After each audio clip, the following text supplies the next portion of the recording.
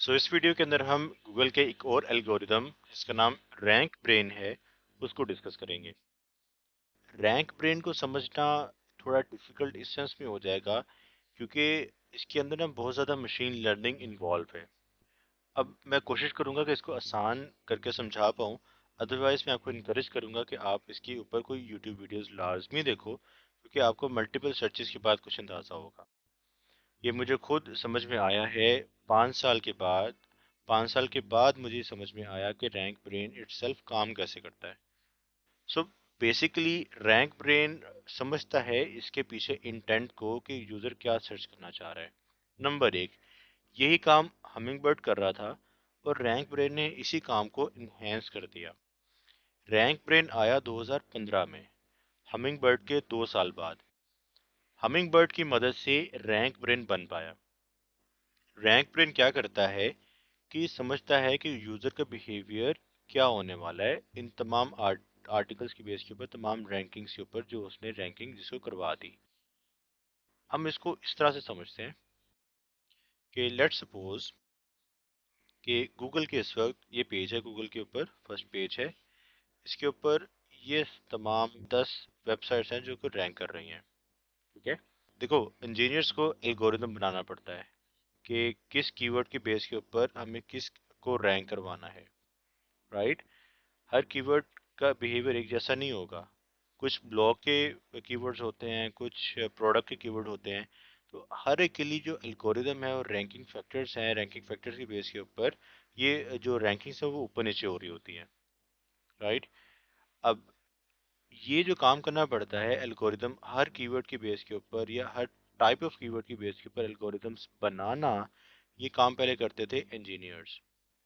Right, तो engineer से करने वाला काम था ये वाला। तो जब ह्यूमन इन्वॉल्व होते थे इस काम के अंदर, इस एल्गोरिदम के वेटेज के ऊपर कि किस रैंकिंग फैक्टर को कितनी वेटेज देनी है, तो ये डिसाइड करते थे पहले इंजीनियर्स।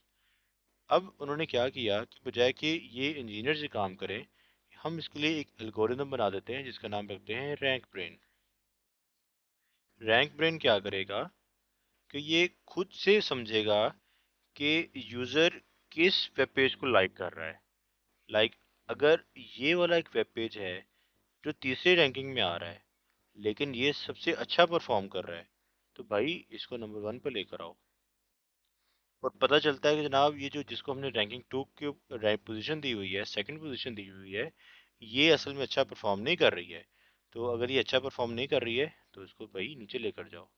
तो ये खुद से डिसाइड करना, ये सब चीज़ें ये रैंक ब्रेन एल्गोरिथम को उन्होंने समझा दिया, इसको ट्रेन कर दिया। अब रैंक ब्रेन खुद से ये समझता है, खुद से ये चीज़ आइडेंटिफाई करता है कि कौन सा पेज, कौन सी वेबसाइट अच्छा बिहेव कर रही है, यूज़र को मैक्सिमम सपोर्ट कर रही है, मैक्सिमम वैल्यू ऐड कर रही है। तो जो मैक्सिमम वैल्यू ऐड करेगी जो वेबसाइट, तो वो खुद ब खुद एल्गोरिदम की मदद से, रैंक ब्रेन की मदद से वो ऊपर आ जाएगी। अब रैंक ब्रेन की मदद से वो जो हार्ड एंड फास्ट रूल थे वेटेज के वो खत्म हो गए। रैंकिंग फैक्टर्स हमने पढ़े, मल्टीपल रैंकिंग फैक्टर्स हैं जो हमने पढ़े थे। लेट सपोज के 200 रैंकिंग फैक्टर्स हैं जो टोटल हमने देखे। वैसे तो हमने अभी डिस्कस नहीं किए, बट हमें आइडिया है कि 200 टोटल रैंकिंग फैक्टर्स हैं। मान लो कि एक रैंकिंग फैक्टर है जिसको उन्होंने बोल दिया कि इसकी वेटेज अब से 3% रहेगी।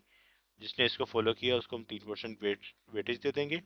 उसके बाद एक है जिसको 4% देंगे, एक है जिसको हम सिर्फ 0.5% वेटेज देंगे। राइट, तो ये इन्होंने पहले हार्ड एंड फास्ट रूल पहले से डिफाइन करके रखा हुआ था। ठीक है, ये हार्ड कोर हुए हुए थे। रैंक ब्रेन ने क्या किया कि रैंक ब्रेन ने बोला भाई ये जो आपने हार्ड कोर किया हुआ है इसको करो डायनामिक। ये अब मैं डिसाइड करूंगा किसको कितनी वेटेज देनी है। और ये डिसाइड किस बेस के ऊपर होगा, यूजर बिहेवियर के ऊपर। तो जो वेबसाइट जितना अच्छा यूजर बिहेवियर जनरेट करेगी और यूजर जिसकी वेबसाइट को लाइक करेंगे उसके मुताबिक उसको ऑटोमेटिकली वेटेज मिलेगी और वो ऊपर नीचे हो जाएगा। अब रैंक ब्रेन से गलती भी तो हो सकती है। इंसानों से अगर गलती हो सकती है तो रैंक ब्रेन से भी गलती हो सकती है। तो रैंक ब्रेन ने क्या किया कि इसके अंदर एक चीज़ होती है ए बी टेस्टिंग की। ये रैंक ब्रेन के बैकएंड की चीज़ें हैं, ये हमारे सामने तो नहीं होती लेकिन ये rank brain A B testing करता है। मतलब कि वो क्या करता है कि वो अपनी समझ के मुताबिक इसके अंदर कुछ चेंज कर देता है। लाइक उसने कुछ समझा, कुछ प्रोसेसिंग की, प्रोसेसिंग के बाद ये डिसाइड किया कि इसका नंबर 1 2 3 4 5 6 7 8 9 और ये 10 होगा। फर्स्ट पेज के अंदर 10 आएंगे। उसने कुछ चेंज किया, तो मान लो कि इसको हम कह देते हैं कि उसने एल्गोरिदम ने अपनी मदद समझ के मुताबिक चेंज 1 ले आया इसके अंदर। ठीक। अब यूजर बिहेवियर उसने देखा कि अब इसका यूजर बिहेवियर था, ए था मिसाल के तौर पे, तो जो अच्छा परफॉर्म कर रहा था, तो उसने जानबूझ के चेंज खुद से करने की कोशिश की कि मैं इसको चेंज करके देखता हूँ कि इसमें क्या फ़र्क आता है। तो अगर तो इसके बिहेवियर के अंदर मज़ीद बेहतरी आ जाएगी तो उसको रख लेगा। अदरवाइज अगर इसके अंदर मज़ीद बेहतरी ना आई और बल्कि उल्टा यूज़र एक्सपीरियंस ख़राब हो गया, तो ये वापस चेंज वन की तरफ चले जाएगा जो उसने पहले रैंकिंग्स बना के रखी हुई थी।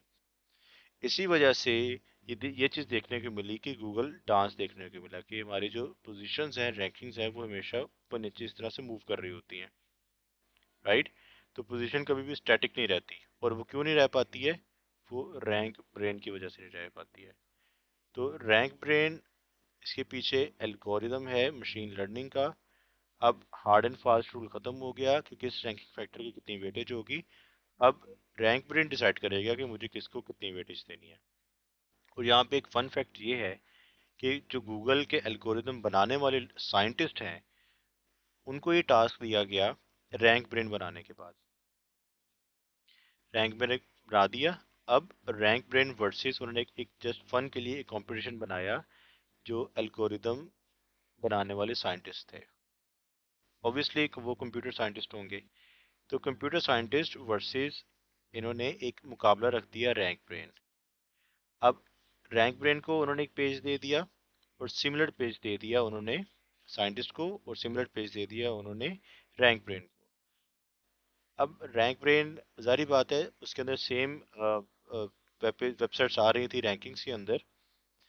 तो पहले साइंटिस्ट ने उसको चीज़ें को बताया कि इसके अंदर वेटेज इसकी अपनी समझ के मुताबिक, क्योंकि उन्होंने खुद एल्गोरिदम डिज़ाइन किया होता है, तो उन्होंने बताया कि ये 10 सर्व्स हैं, ये 10 वेबसाइट्स हैं। हमने तमाम रैंकिंग फैक्टर्स को आइडेंटिफाई किया है। तो आइडेंटिफाई करने के बाद उन्होंने जो रिजल्ट्स बताए कि इस पहली पोजीशन के ऊपर ये पेज होगा, दूसरे पे ये होगा, तीसरे पे ये, चौथे पे ये, तो उन्होंने 1 से लेकर 10 तक सबकी रैंकिंग्स की लिस्ट बना दी अपनी समझ के मुताबिक, अपनी कैलकुलेशन के मुताबिक। तो पता चला कि उनकी जो कैलकुलेशन थी वो 70% एक्यूरेट थी। राइट, क्योंकि इंसान है और उन्होंने 200 मल्टीपल फैक्टर्स को आइडेंटिफाई करके उसकी बेस के ऊपर एनालिसिस करके, तो उन्होंने जो फैक्टर बताए वो 70% एक्यूरेट थे। बट सेम काम परफॉर्म किया रैंक ब्रेन ने, तो रैंक ब्रेन ने 90% एक्यूरेसी के साथ बता दिया कि कौन सा सर्व ऊपर होगा, कौन सी किस वेबसाइट की कितनी रैंकिंग होगी। तो उसने आइडेंटिफाई करके एनालिसिस करके उसने 90% तक एक्यूरेसी दे दी। तो 100% एक्यूरेसी तो कोई भी नहीं बता सकता कि किसी बेस के ऊपर 100% एक्यूरेसी आएगी। तो रैंक ब्रेन की मदद से गूगल अब गूगल बना है। कि गूगल के जो इतनी क्वालिटी हाई है वो दो एल्गोरिदम, रैंक ब्रेन और हमिंग बर्ड की वजह से है।